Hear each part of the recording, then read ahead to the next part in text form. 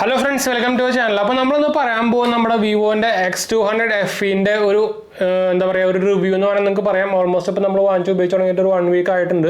അപ്പോൾ നമ്മൾ ഇതിൻ്റെ റിവ്യൂ ആണ് നമ്മൾ പറയാൻ പോകുന്നത്. അപ്പോൾ ആദ്യം തന്നെ നമുക്ക് ഇൻട്രോ പറയാം. ജസ്റ്റ് ഇത് നിങ്ങൾക്ക് അറിയായിരിക്കും, ഒരു 55,000 രൂപയ്ക്ക് ലോഞ്ച് ചെയ്ത ഒരു വിവോൻ്റെ ഒരു X സീരീസിലത്തെ ഒരു കുട്ടി ഫോൺ എന്ന് വേണമെങ്കിൽ തന്നെ പറയാം. ഇതും വേണമെങ്കിൽ നമുക്ക് ലുട്ടാപ്പി ഫോൺ എന്നൊക്കെ വേണമെങ്കിൽ പറയാം, എന്ന് വെച്ചാൽ അത്രയ്ക്കുള്ള സാധനം.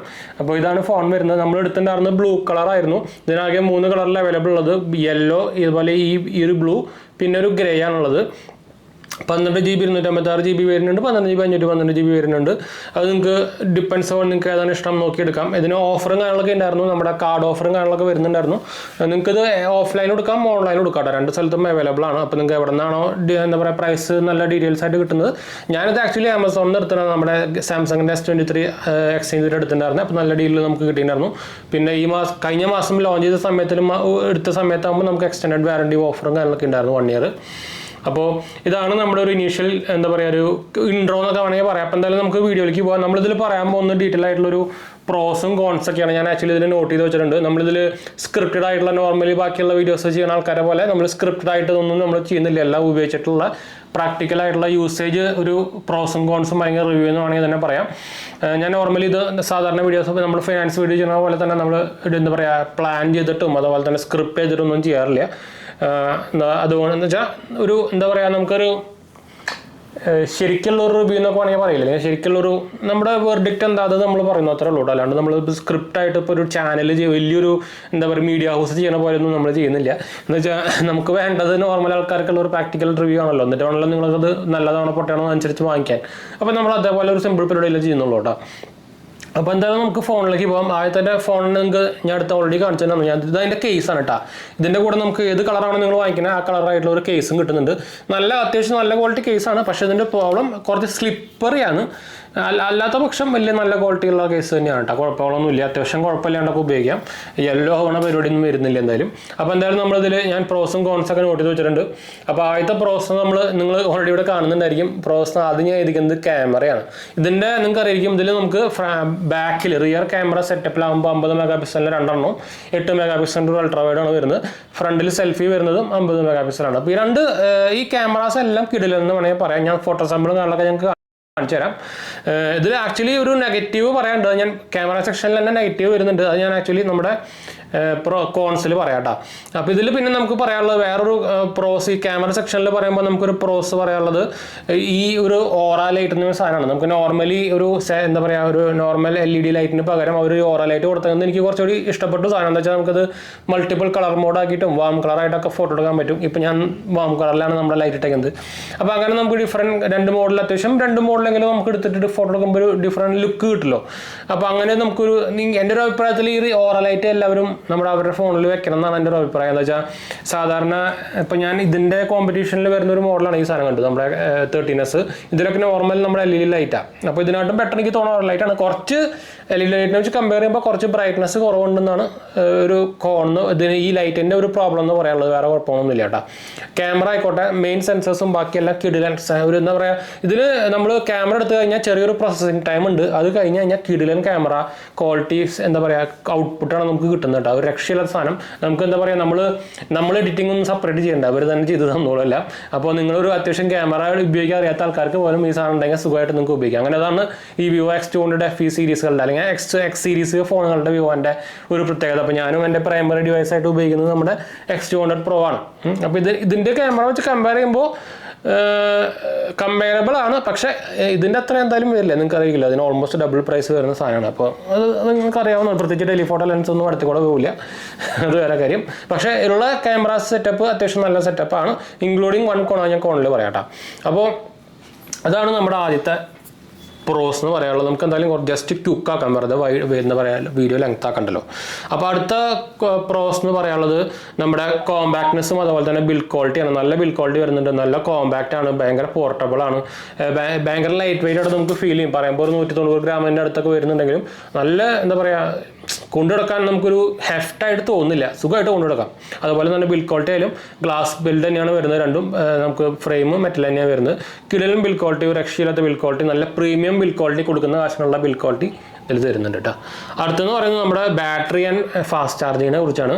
അപ്പോൾ ബാറ്ററി ബാക്കപ്പ് നല്ലോണം കിട്ടുന്നുണ്ട്. 10 to 12 മണിക്കൂർ വരെ നമുക്ക് സ്ക്രീൻ ഓൺ ടൈം സാധനത്തിൽ കിട്ടുന്നുണ്ട് ഈസി ആയിട്ട് തന്നെ. ഇനിയും ഇമ്പ്രൂവ് ആവാനേ സാധ്യതയുള്ളൂ. അതും ആവറേജ് യൂസേജിലാണ് കേട്ടോ, ഭയങ്കര ഹെവി യൂസേജിലല്ല. ഹെവി യൂസേജ് ആണെങ്കിൽ നിങ്ങൾക്ക് ഒരു ദിവസം സുഖമായിട്ട് തന്നെ കിട്ടും കേട്ടോ, അതിന് ഇഷ്യൂസും കാര്യങ്ങളൊന്നുമില്ല. പിന്നെ ഫാസ്റ്റ് ചാർജിൻ്റെ കാര്യം പറയുകയാണെങ്കിൽ നമുക്ക് ഇൻബിൽഡായിട്ട് തന്നെ ബോക്സ് തന്നെ നമുക്ക് ഫാസ്റ്റ് ചാർജിങ് സപ്പോർട്ട് വരുന്നുണ്ട്. Type A to Type C including നമുക്ക് ബ്രിക്കായിട്ട് നമുക്ക് സാധനം വരുന്നുണ്ട്. ഓൾമോസ്റ്റ് ഒരു 1 hour താഴെ തന്നെ നമുക്ക് സുഖമായിട്ട് തന്നെ ബാറ്ററി ഫുള്ളായിട്ട് കിട്ടും. 1/2 മണിക്കൂർ ചാർജ് തന്നെ 50% മുകളിൽ സുഖമായിട്ട് കിട്ടുന്നുണ്ട്. അത് നല്ലൊരു കാര്യം തന്നെയാണ്, എടുത്തു പറയേണ്ട സംഭവം തന്നെയാണ്. ഇപ്പോഴും എല്ലാ ചൈനീസ് ബ്രാൻഡുകളും ചെയ്യുന്ന ഒരു പരിപാടിയാണ് ബോക്സിൽ ചാർജറും കേബിളും എല്ലാ സംഭവങ്ങളും കൊടുക്കുന്നത്. അപ്രീഷിയേറ്റ് ചെയ്യുന്ന ഒരു കാര്യം തന്നെയാണ്, അത് ഇതിലും കൊടുക്കുന്നുണ്ട്. അടുത്തെന്ന് പറയുന്നത് നമ്മുടെ ഡിസ്പ്ലേ ആണ്. നമ്മുടെ OnePlus 13s റിവ്യൂ നമ്മൾ ഇട്ടപ്പോൾ നമ്മുടെ 3ാമത്തെ ചാനൽ ഇട്ടുണ്ടായിരുന്നു, GHH പോകുന്ന ചാനൽ കാണാത്തവർ പോയി കണ്ടുനോക്കുക. അതിൽ നമ്മൾ പറഞ്ഞിട്ടുണ്ടായിരുന്നു, അതിലും കിടിലൻ ഡിസ്പ്ലേ ആണ്. ഇതിലും ഉപയോഗിച്ചിരിക്കുന്ന ഡിസ്പ്ലേ ഒരു രക്ഷയില്ലാത്ത ഡിസ്പ്ലേ, നിങ്ങൾക്ക് കളർ കാണുമ്പോൾ തന്നെ അറിയണ്ടായിരിക്കും കേട്ടോ, നല്ല ക്വാളിറ്റി ഡിസ്പ്ലേ.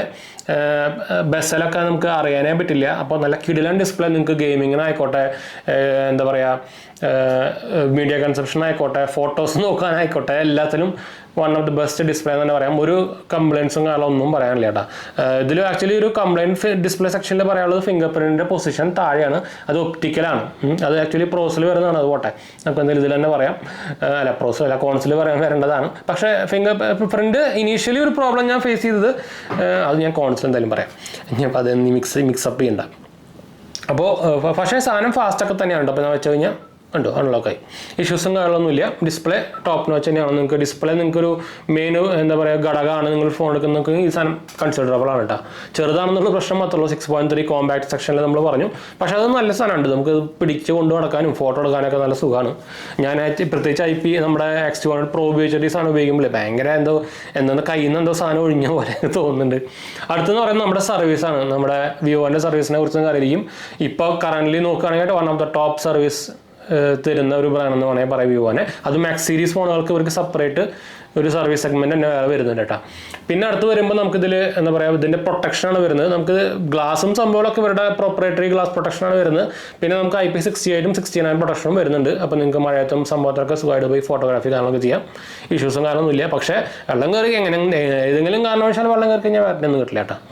അത് ബാക്കിയുള്ള ബ്രാൻഡ് പോലെ തന്നെ ഏത് IP റേറ്റിംഗ് ഉണ്ടെങ്കിലും വെള്ളം കയറി കഴിഞ്ഞാൽ വാറണ്ടി ഒന്നും കിട്ടില്ല. അത് നോട്ട് ചെയ്ത് വെക്കാൻ മറക്കരുത് കേട്ടോ. അപ്പോൾ ഇത്രയാണ് എനിക്ക് മെയിനായിട്ടൊരു പ്രോസും കാര്യങ്ങളൊക്കെ തോന്നിയത്. അപ്പോൾ നമുക്ക് ഇനി അടുത്തത് പോയി അത് നോട്ട്സ് അവിടെ പോയി നോട്ട്സ് അടുത്തത് നമുക്ക് ഇനി നമ്മുടെ എന്താ പറയുക കോൺസിലേക്ക് പോവാം. ഇവിടെ പോയി അപ്പോൾ ഇത് കുറേ നോട്ട്സ് ഉണ്ട് ഇതിൽ, പണി പാളി സേവ് ആയില്ലേ. അപ്പം നമുക്ക് എന്തായാലും നമുക്ക് ഇനി നമ്മുടെ കോൺസിലേക്ക് പോവാം. അപ്പോൾ കോൺസിൽ നമുക്ക് ഫസ്റ്റ് പറയാനുള്ള കോൺ എന്ന് പറയുന്നത്, നമുക്ക് ഇതിൽ ഉപയോഗിച്ചിരിക്കുന്ന UFS അല്ല, നമ്മുടെ Type C പോർട്ട് ഉണ്ടല്ലോ, അത് 2.0 ആണ്. അത് 3 അറ്റ്ലീസ്റ്റ് 3 എങ്കിലും ആക്കായിരുന്നു അവർക്ക്. പിന്നെ നമുക്കിതിൽ ഉപയോഗിച്ചിരിക്കുന്ന മെമ്മറി 3.1 ആണ്, 4 അല്ല. നമ്മുടെ 13s 4 ആണ്. അത് മെയിൻ ഒരു കോൺ എന്ന് പറയാനില്ല, എന്നാലും നമ്മൾ കമ്പയർ ചെയ്യുമ്പോൾ അതൊരു കോണിൽ സെക്ഷനിൽ വേണമെങ്കിൽ പെടുത്താം. പിന്നെ ഞാൻ ക്യാമറ സെക്ഷനിൽ ഒരു കോൺ എന്ന് പറഞ്ഞല്ലോ, നമ്മളിതിൽ അൾട്രാ വൈഡ് ക്യാമറ ഉപയോഗിച്ചിരിക്കുന്നത് 8 മെഗാപിക്സലിൻ്റെ ക്യാമറ സെൻസറാണ്. അത് ഒരു ആവറേജ് എന്ന് പറയാറുള്ളൂ. എന്ന് വെച്ചാൽ ഈ ബാക്കിയുള്ള സെറ്റപ്പ് ഒക്കെ കിടലാണ്. ഇപ്പോൾ ഈ സാധനം എന്തിനാണ് ഇങ്ങനെ ചെറുതാക്കി കൊടുക്കുന്നതെന്ന് എനിക്ക് മനസ്സിലായില്ല. എന്ന് വെച്ചാൽ ഈ X200 FE നമ്മുടെ ചൈനയിൽ ലോഞ്ച് ചെയ്ത സാധനത്തിലൊക്കെ 3 50 മെഗാപിക്സലിൻ്റെ സെൻസറായിരുന്നു. അത് ഇന്ത്യയിൽ വന്നപ്പോൾ അവർ വെട്ടിക്കുറച്ചു. പിന്നെ അവിടെ പക്ഷേ സൈസിൻ്റെ പാർട്ട്ണർഷിപ്പ് ഉണ്ടായിരുന്നില്ല. ഇവിടെ പക്ഷേ നമുക്ക് സൈസ് പാർട്ട്ണർഷിപ്പ് വരുന്നുണ്ട്. അത് ഭയങ്കരമായിട്ട് ഇമ്പ്രൂവ്മെൻറ്റ് വരുന്നുണ്ട്.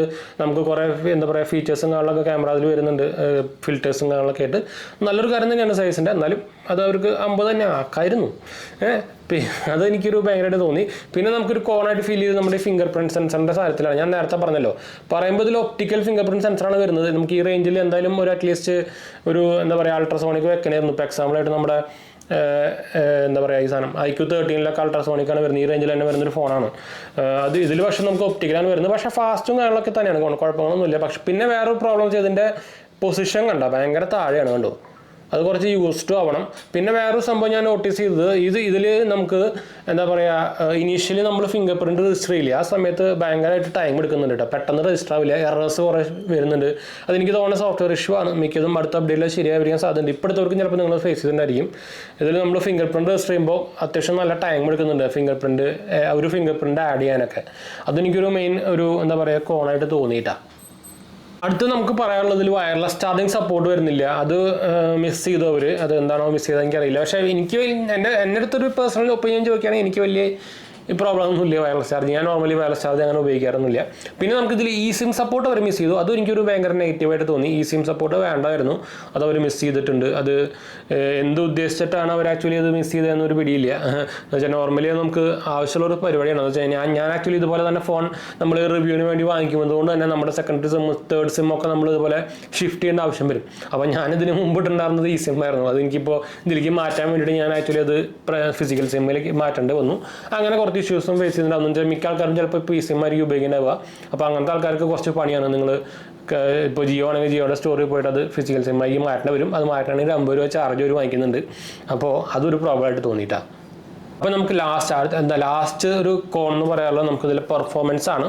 പറയുമ്പോൾ നമുക്കിതിൽ ഡയമൻസിറ്റി 9300+ എന്ന് പറഞ്ഞൊരു പ്രൊസസ്സറാണ് വരുന്നത്. ഈ ആക്ച്വലി വിവോൻ്റെ T4 അൾട്ര എന്ന് പറഞ്ഞൊരു മോഡലിൽ 37-38 റേഞ്ചിൽ വരുന്നൊരു നമുക്ക് ആമസോൺ വന്നിരുന്നുണ്ട്. ഞാൻ പറഞ്ഞ പോലെ തന്നെ നമ്മുടെ ആമസോൺ വന്നായിരുന്നു കേട്ടോ. അപ്പോൾ ഞാൻ നേരത്തെ പറഞ്ഞപ്പോൾ തന്നെ വിവോൻ്റെ T4 അൾട്ര എന്നൊരു മോഡലിൽ നിങ്ങൾക്ക് ഈ സെയിം ചിപ്സെറ്റ് വരുന്നുണ്ട്. T4 അൾട്ര തന്നെയാണ്. T4 ആ ഒരു സെഗ്മെൻറ്റിൽ വരുന്ന ഫോണാണ്. 37-38 റേഞ്ച് വരുന്ന ഫോണാണ്. അതിൽ നമുക്ക് സെയിം ക്യാമറ സെറ്റപ്പും ചെറിയ ഡിഫറൻസ് ഉണ്ട്, സെയിം പ്രൊസസ്സറും വരുന്നുണ്ട്. അപ്പോൾ അതെനിക്കൊരു നെഗറ്റീവായിട്ട് തോന്നി. ഇവർക്ക് അറ്റ്ലീസ്റ്റ് നമ്മുടെ ഇപ്പോൾ ഈ ഇതിലൊക്കെ പറയുമ്പോൾ നമ്മുടെ X200 പ്രോയിലും X200 നമുക്ക് 9400 കൊടുത്തിട്ടുണ്ടായിരുന്നത്. 9400 ഇതിൽ നമുക്ക് 9300+ എന്ന് പറഞ്ഞൊരു മോഡലാണ് കൊടുത്തേക്കുന്നത്. അപ്പോൾ അത് എനിക്കൊരു കുറച്ചൊരു എന്താ പറയുക ഒരു നെഗറ്റീവായിട്ട് തോന്നി. ഇഷ്യൂസും കാര്യങ്ങളൊന്നുമില്ല. നോർമൽ യൂസേജിനോ ഗെയിമിങ്ങിനൊക്കെ അല്ലാത്തത് നമുക്ക് ഉപയോഗിക്കാൻ പ്രോബ്ലം ഒന്നുമില്ല. പക്ഷേ ഈ ഒരു പ്രൈസ് റേഞ്ചിൽ അവരിപ്പോൾ എന്താ ചെയ്യുക, ഇതിൻ്റെ കോമ്പറ്റീഷനും സംഭവം കൊടുക്കുന്നത് സ്നാപ്ഡ്രാഗൺ 8 ഒക്കെ ആണല്ലോ. അപ്പോൾ അവർക്ക് അതിലേക്ക് മൂവ് ചെയ്യായിരുന്നു. എന്ന് വെച്ചാൽ ഓൾറെഡി അവർ X200 പ്രോയിലും X200 അവർ ഡയമൻസിറ്റി ഉപയോഗിച്ചിട്ടുണ്ടായിരുന്നു. അപ്പോൾ അവർക്ക് ഇതിൽ ഇങ്ങനെ ഒരു ഫസ്റ്റായിട്ട് ഒരു എന്താ പറയുക ഒരു കോമ്പാക്ട് ഫോൺ ഇറക്കുമ്പോൾ അവർക്കതൊരു ലൈറ്റ് വെക്കായിരുന്നു. അതെനിക്കൊരു മിസ്സായിട്ട് തോന്നി. അതുകൊണ്ടാണ് ഞാൻ അത് പ്രോസിൽ ഇട്ടിരിക്കുന്നത്. അല്ലാണ്ട് എന്താ പറയുക ഇതിൽ നമുക്ക് വലിയ എന്താ പറയുക സ്മൂത്ത്നെസ്സും കാര്യങ്ങളും കുഴപ്പങ്ങളും കാര്യങ്ങളൊന്നും ഇല്ല കേട്ടോ. അപ്പോൾ ഒരു ഓവറോൾ നോക്കുകയാണെങ്കിൽ നിങ്ങൾക്കൊരു 51-52 ആ റേഞ്ചിലൊക്കെ നിങ്ങൾക്ക് കാർഡ് ഡിസ്കൗണ്ട് അടക്കം കിട്ടും. നിങ്ങൾക്കൊരു കോമ്പാക്ട് ഫോൺ നോക്കുമ്പോൾ നിങ്ങൾക്കൊരു അത്യാവശ്യം നല്ലൊരു ക്യാമറ ഫോണും വേണമെന്നുള്ളവർക്ക് ഇത് നല്ലോണം കൺസിഡർ ചെയ്യാം. പ്രത്യേകിച്ച് ക്യാമറ നിങ്ങളുടെ മെയിൻ ഫോക്കസ് ആണെങ്കിൽ ഈ സാധനം തന്നെ നിങ്ങൾക്ക് എടുക്കാം കേട്ടോ. നിങ്ങൾക്ക് ആക്ച്വലി നമ്മുടെ ഈ 13S അല്ലെങ്കിൽ ഈ IQ 13 നിങ്ങൾക്ക് വേണമെങ്കിൽ മാറ്റി വെച്ചിട്ട് ക്യാമറ മെയിൻ പ്രയോറിറ്റി ഉണ്ടെങ്കിൽ നിങ്ങൾക്ക് ഈ സാധനത്തിലേക്ക് പോകട്ടെ. മാറിപ്പോ. അപ്പോൾ one of the best camera എന്ന് തന്നെ പറയാം. ഞാൻ ലൈവായിട്ട് വേണമെങ്കിൽ ഞാൻ നോർമലി നമ്മുടെ വീഡിയോസിലൊക്കെ എടുക്കാറുണ്ട്.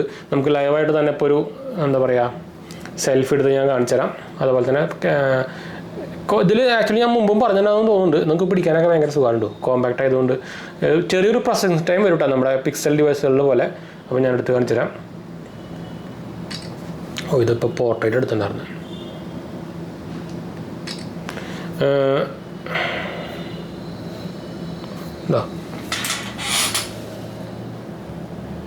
കണ്ടോ, നല്ല ക്വാളിറ്റി ഉണ്ട് ക്യാമറ. പിന്നെ പോർട്രേറ്റ് എടുത്തത്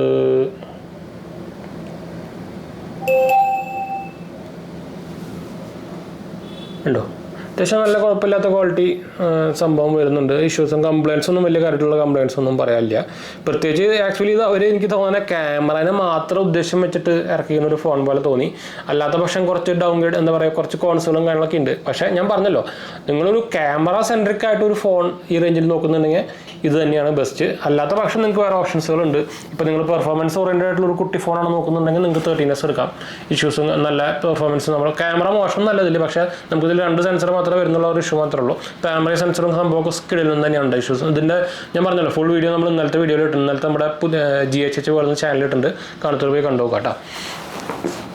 നമ്മുടെ IQ 13 നമ്മളൊരു കമ്പാരിസൺ ഇട്ടുണ്ട്, അത് കാണാത്തവർ പോയി കണ്ടു നോക്കാം കേട്ടോ. അപ്പോൾ ഇതാണ് നമ്മുടെ ഒരു ക്വിക്ക് റിവ്യൂ എന്ന് വേണമെങ്കിൽ പറയാം ആഫ്റ്റർ യൂസിങ് നമ്മുടെ X200 FE for 1 week. അപ്പോൾ ഓവറോൾ എക്സ്പീരിയൻസ് എൻ്റെ വെർഡിക്റ്റ് ചോദിച്ചു കഴിഞ്ഞാൽ അതാണ് one of the best compact camera phone under this budget with some cons, അത്രയും നമുക്ക് പറയാനുള്ളൂ. എനിക്ക് കളർ എനിക്ക് തോന്നുന്നത് യെല്ലോ നിങ്ങൾ എടുക്കായിരിക്കും നല്ലത്. കുറച്ച് എന്താ വെച്ചാൽ ഒരു ഡിഫറെൻറ്റ് കളറാണ് അതിൻ്റെ യെല്ലോ ബാക്കും ഫ്രെയിമൊക്കെ ബ്ലാക്ക് ഒക്കെയാണ്. അപ്പോൾ കുറച്ച് ലുക്ക് വെറൈറ്റി ലുക്ക് തോന്നും നിങ്ങൾക്ക്. ഇത് ശരിക്കും ആക്ച്വലി ഒരു വൈറ്റ് പോലെ ഉണ്ടോ പറയുമ്പോൾ അത് ഫ്രോസ്റ്റ് ബ്ലൂ എന്നൊരു കളറാണ്. എന്തായാലും ഞാൻ പറയുന്നില്ല, നിങ്ങൾക്ക് നിങ്ങളുടെ ഇഷ്ടം അനുസരിച്ച് നിങ്ങൾക്ക് നോക്കിയെടുക്കാം. അതെന്താ ഓഫ്ലൈനിൽ അവൈലബിൾ ആണ്. അപ്പോൾ അങ്ങനെ നിങ്ങൾക്ക് കളർ നോക്കിയിട്ട് വേണമെങ്കിൽ ഷോപ്പിൽ. പക്ഷേ എല്ലാ കളറൊന്നും ഉണ്ടാവില്ല, മിക്കതും ഒരു ഗ്രേ കളറാണ് വെച്ചിട്ടുണ്ടാവുക, അല്ലെങ്കിൽ യെല്ലോവും വെച്ചിട്ടുണ്ടാവുക. ഈ കളർ എന്തായാലും ഷോപ്പിൽ വെച്ചിട്ടുണ്ടാവാൻ സാധ്യത ഭയങ്കര കുറവാണ് കേട്ടോ. അപ്പോൾ അതുകൊണ്ടാണ് ഞാൻ ഈ കളറിൻ്റെ അടുത്ത് പറയുമ്പോൾ ഇത് വൈഫ് യൂസ് ചെയ്യുന്നതാണ്. അപ്പോൾ അത് ആൾ പ്രൈമറി ഫോണായിട്ട് ഉപയോഗിക്കുന്നതാണ്. കോമ്പാക്റ്റ് ആണല്ലോ, അപ്പോൾ കൊള്ളാം. അപ്പോൾ നമുക്ക് എന്തായാലും മൈൻഡപ്പ് ചെയ്യാം. നമ്മുടെ 2 ചാനൽസ് മാത്രമേ പോയി കണ്ടുപോകുക, സബ്സ്ക്രൈബ് ചെയ്യുക, സപ്പോർട്ട് ചെയ്യുക, ഫ്രണ്ട്സിലേക്ക് വിളിക്കൊന്ന് ഷെയർ ചെയ്യുക. എന്തെങ്കിലും സംശയങ്ങളൊക്കെ എന്നെ കമൻറ്റ് ചെയ്താൽ മതി, നമ്മളെല്ലാ കമൻറ്റ് റിപ്ലൈ ചെയ്യുന്നതാണ്. അതുപോലെ തന്നെ നമ്മുടെ ഇൻസ്റ്റാഗ്രാം പേജ് കാണാത്തവർ പോയി കണ്ടുപോകുക, പേജ് ഫോളോ അടിക്കുക. നിങ്ങൾക്ക് അതിലും വേണമെങ്കിൽ മെസ്സേജ് ചെയ്യാം കേട്ടോ. കമൻറ്റ് ചെയ്യാനും മറക്കണ്ട, നമ്മളെല്ലാ കമൻറ്റും പോകുന്നതാണ്. അപ്പോൾ നമുക്ക് എന്തൊക്കെയോ മെസ്സേജുകൾ വന്നുകൊണ്ടേയിരിക്കുന്നുണ്ട്. അപ്പോൾ അടുത്ത കാണാം.